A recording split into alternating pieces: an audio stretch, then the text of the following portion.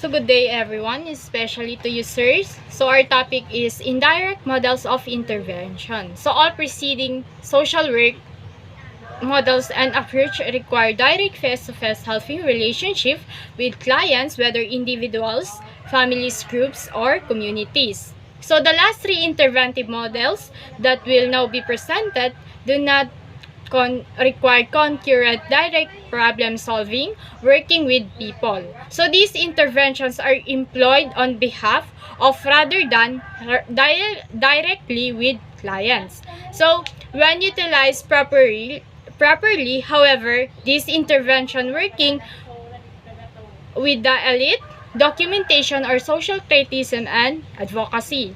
So can mean a lot for more since the average Filipino social works engage mainly in direct helping problem solving relationship. We have to advocate the use of these three as a practice situations required in the context of the social workers maximum effort principle in their professional work. So, in the words of indirect models of intervention, the worker is required face-to-face helping relationship with clients to know what is the presented problem of your client.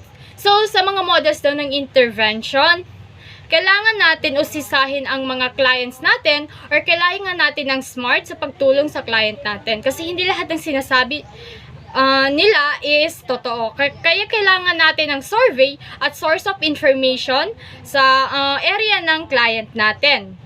Bago natin i-process ang intervention natin, kailangan muna natin pag-aralan ang interventions ba natin is mayroong development sa kay client. So, we have two examples of indirect models of intervention. The number one is referral and the number two is secondary models. So we have three models of intervention. The number one is working with the elite. So this helping or interventive model involves working activities aimed at informing and interpreting welfare agencies, programs and services as well as needs and problems. So with the object of enlisting their support and or involvement in social welfare activities. So, working with the elite, it is a select group that is superior in terms of ability or qualities to the rest of our A group or society. So, this helping or interventive models involves worker activities. So, as a social worker, we are need to apply the working with the clients kasi kailangan natin makipagtulungan sa clients natin. So, paano nga ba natin sila matutulungan kung ang sarili nila mismo is hindi nila kayang tulungan? So, kailangan natin yung participate ng client natin para malaman natin kung paano natin sila matutulungan. So, the example, in the group of work, in the community, the interventive models, interventive of the social work, interns and the elite participated in the activities. So the number two is documentation or social criticism.